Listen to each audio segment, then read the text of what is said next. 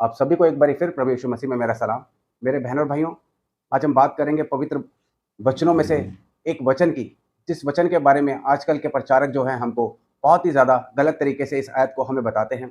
इस वचनों को जो है दुनिया के सामने पेश करते हैं, क्योंकि ये आयत जो है इसका क्या मतलब है, ये किसके लिए लिखी गई है, क्यों लिखी गई है, इस आयत के बारे में जो है हमें गलत तरीके से बताया जाता है। आइए हम पहले वो आयत पढ़ेंगे। वो आयत है मरकुस 16 अध्याय और उसकी 17वीं आयत।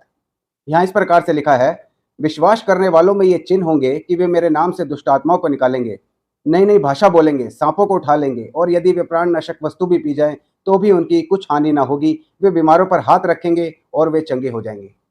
तो मेरे बहन और भाइयों, ये बहुत ज़रूरी है, क्योंकि जब हम इन वचनों को पढ़ते हैं तो हमें पता होना चाहिए कि ये वचन किसके लिए लिखे गए हैं। यहाँ ये जो वचन है, ये प्रभु यीशु मसीह ने अपने चेलों के लिए लिखा था, क्योंकि प्रभु यीशु मसीह ने अपने चेलों से कहा था, जब प्रभु यीशु मसीह जी उठे और वो स्वर्ग की ओर जा रहे थे, तब प्रभु यीशु मसीह ने कहा था कि तुम सारी जगत में जाकर लोगों को मेरे सुसमाचार का प्रचार करो, और जो कोई विश्वास करे और बपतिस्मा ले उसी का उद्धार होगा। आगे जो है ये वचन लिखा गया था कि विश्वास करने वालों में ये जो चिन्ह होंगे। लेकिन ये हम देखते हैं ये प्रभु यीशु मसीह ने अपने चेलों के लिए कहा था, क्योंकि प्रभु यीशु मसीह के चेले भी जो है अभी तक अविश्वासी थे। अभी तक जो है वो प्रभु यीशु मसीह की बातों पर, प्रभु यीशु मसीह को देखकर जो है विश्वास नहीं कर रहे थे कि वाकई में प्रभु यीशु मसीह जी उठा है। हालांकि प्रभु यीशु मसीह ने उनके साथ रहते हुए कितनी बार अपने चेलों को बताया कि मैं मारा जाऊंगा, गाड़ा जाऊंगा और तीसरे दिन मुर्दों में से जी उठूंगा। लेकिन फिर भी हम देखते हैं कि प्रभु यीशु मसीह के चेलों ने जो है प्रभु यीशु मसीह पर विश्वास नहीं किया। उनमें से उनका एक चेला जो थोमा था, वो तो प्रभु यीशु मसीह के जब तक उसने हाथों में उंगलियों, उनके छेद में उंगलियां तक नहीं डाली, तब तक उसने प्रभु यीशु मसीह पर विश्वास नहीं किया। और हम देखते हैं कि प्रभु यीशु मसीह ने उससे कहा था कि तुमने तो मुझे देखकर विश्वास किया है, पर धन्य है वह जो मुझे बिना देखे विश्वास करते हैं। यहाँ पे भी इस आयत को प्रभु यीशु मसीह ने जो है अपने चेलों के लिए किया कहा था। हम इसको मरकुस की 16 और 14वीं आयत से पढ़ेंगे। वे पीछे उन 11 को भी जब वे भोजन करने बैठे थे दिखाई दिया, और उनके अविश्वास और मन की कठोरता पर उलाहना दिया, क्योंकि जिन्होंने उसके जी उठने के बाद उसे देखा था, इन्होंने उनकी प्रतीति ना की थी। यहाँ हम पढ़ रहे हैं कि प्रभु यीशु मसीह उन 11 को जब वो भोजन करने बैठे थे, उनको दिखाई दिया, और लिखा है उनके अविश्वास और मन की कठोरना के पर उन्हें उलाहना दिया, क्योंकि उन्होंने उसके जी उठने की जो है प्रतीति ना की, क्योंकि उसने जो है उसके जी उठने पर उनके विश्वास नहीं किया उन्होंने। तो इसीलिए जो है प्रभु यीशु मसीह ने उनको, अपने चेलों को कहा था कि विश्वास करने वालों में ये चिन्ह होंगे। वो लोगों को बता रहे थे कि विश्वास करने वालों में ये चिन्ह होंगे, जो मेरे नाम से दुष्ट आत्माओं को निकालेंगे, बीमारों को चंगा करेंगे। क्योंकि अगर ये आयत हमारे सबके लिए लिखी होती, तो क्या सिर्फ विश्वास करने वाले वही हैं जो दुष्ट आत्माओं को निकाल सकते हैं? क्या विश्वास करने वाले वही हैं जो बीमारों पर हाथ रखते हैं और चंगे हो जाए? अगर वो ये काम नहीं कर सकते, तो क्या उनके अंदर विश्वास नहीं है? तो इसलिए मेरे बहनों और भाइयों, ये चीजें जो हैं, ये प्रभु यीशु मसीह ने अपने चेलों के लिए कही थी। जैसा कि हम आगे इन आयतों में पढ़ते हैं, इसे मरकुस 16 की 20वीं आयत में लिखा है, और उन्होंने निकलकर हर जगह प्रचार किया और प्रभु उनके साथ काम करता रहा। पवित्र आत्मा के द्वारा प्रभु यीशु मसीह उनके साथ काम करता रहा, और चिन्हों के द्वारा जो साथ साथ होते थे वचन को मजबूत करता रहा। यानी कि ये जो वचन है, ये जो चमत्कार थे, ये इसीलिए किए जाते थे ताकि जो है वचन जो है मजबूत हो जाए। और आज जो वचन मजबूत हो गया है, यानी कि वचन जब लिख दिया गया है, हर भाषा में वचन हमें पढ़ने को मिलता है, तो हमें चिन्ह और चमत्कारों की जरूरत नहीं है। हमें जो है चिन्ह चमत्कार, जरूरी नहीं है कि हम चिन्ह चमत्कार हो तभी विश्वास करें। हम जो है प्रभु यीशु मसीह पर विश्वास करते हैं कि वो हमारे पापों के लिए मारा गया, गाड़ा गया और तीसरे दिन मुर्दों में से जी उठा, और हम बपतिस्मा लेते हैं और उसकी आज्ञाओं पर चलते हैं, तब हम अनंत जीवन के भागी होंगे। क्योंकि अगर ऐसा था, तो मेरे बहनों और भाइयों, हम मती 7 अध्याय और उसकी 21 और 22वीं आयत जब हम पढ़ते हैं, तो यहाँ इस प्रकार से लिखा है, जो मुझसे हे प्रभु कहता है, उनमें से हर एक स्वर्ग के राज्य में प्रवेश ना करेगा, परंतु वही जो मेरे स्वर्गीय पिता की इच्छा पर चलता है। यहाँ प्रभु यीशु मसीह क्या कह रहा है कि जो मुझसे हे प्रभु कहता है, उनमें से हर एक स्वर्ग के राज्य में प्रवेश नहीं करेगा, परंतु वही जो मेरे स्वर्गीय पिता की इच्छा पर चलता है। उसकी इच्छा क्या है, हम अभी आगे पढ़ेंगे। आगे लिखा है, उस दिन बहुत से लोग मुझसे कहेंगे, हे प्रभु क्या हमने तेरे नाम से भविष्यवाणियां नहीं की, तेरे नाम से दुष्ट आत्माओं को नहीं निकाला, और तेरे नाम से बहुत अचंभे काम नहीं किए? तब मैं उनसे खुलकर कह दूंगा, मैंने तुम्हें कभी नहीं जाना, हे कुकर्म करने वालों, मेरे पास से चले जाओ। अगर वो आयत सब लोगों के लिए लिखी गई थी, तो इस आयत का क्या मतलब है? यानी कि वो आयत जो है, वचन जो है, वो प्रभु यीशु मसीह ने अपने चेलों के लिए लिखा था, क्योंकि उनमें भी अभी तक अविश्वास था, विश्वास उनका अभी तक पक्का नहीं हुआ था। और यहाँ पे हम जो ये आयत पढ़ रहे हैं, ये इसीलिए लिखी गई क्योंकि इन आयतों को लोग पढ़कर गलत मतलब ना निकाल लें, इसीलिए प्रभु यीशु मसीह ने ये वचन लिखे, और ताकि हम जो है इसको समझ सके। अगर ये चीजें ऐसे ही होती, सब दुष्ट आत्माएं निकालने के बाद ही विश्वास होता, अचंभे काम करने के बाद ही विश्वास होता, तब तो क्यों प्रभु यीशु मसीह उनसे कहता कि मैं तुम्हें कह दूंगा कि मैं तुम्हें नहीं जानता, हे कुकर्म करने वालों मेरे पास से दूर चले जाओ।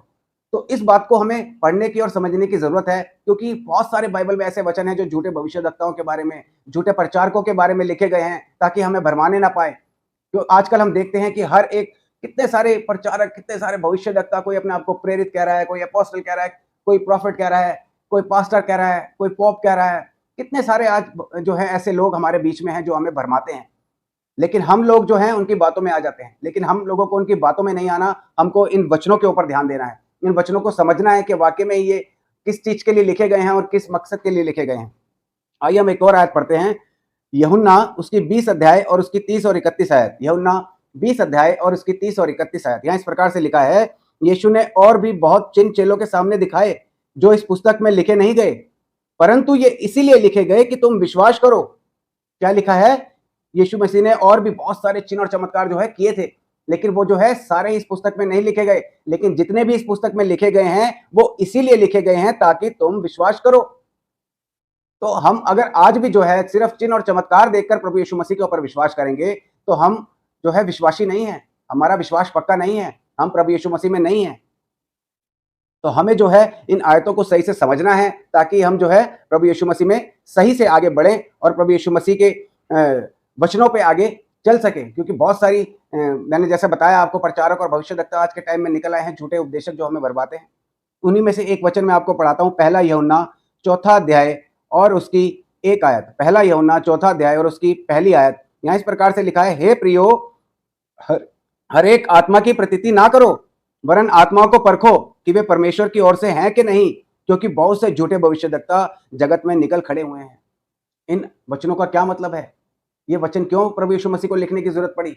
इसीलिए जरूरत पड़ी क्योंकि आज के टाइम में जो ये चीजें हो रही हैं, तो हम जो है इन वचनों को पढ़कर उन चीजों से सावधान रहे। क्या लिखा है? हर एक आत्मा की प्रतीति ना करो। हर एक किसी भी इंसान की बातें जो आपको किसी भी तरह से पढ़ाकर जो है वचनों के बारे में उलझाकर इधर उधर की बातें करके समझा देते हैं, उनकी प्रतीति ना करो। लिखा है, वरन आत्माओं को परखो।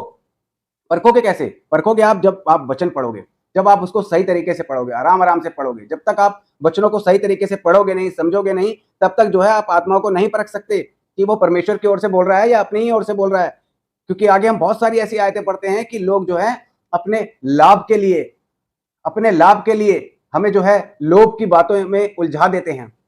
अपने लाभ के लिए हमें कहानियां, मन गढ़ंत अपनी कहानियां जो है बना बना के हमको जो है उलझा देते हैं और अपने लाभ के लिए हमें यूज करते हैं। तो हमें जो है इन लोगों के ऊपर ऐसे विश्वास नहीं कर लेना है कि हमें, अगर मैं ही आपको कुछ बता रहा हूं तो आपने मुझ पे आंख बंद करके विश्वास नहीं करना, क्योंकि जो मैं बोल रहा हूं वो गलत हो सकता है, लेकिन जो वचन बोल रहे हैं वो कभी भी गलत नहीं हो सकते। इसलिए आप वचनों को पढ़ें कि वचन हमसे क्या कहते हैं। तो हम देखते हैं कि प्रभु यीशु मसीह विश्वासियों से क्या चाहता है कि उससे जो है हम विश्वास करें।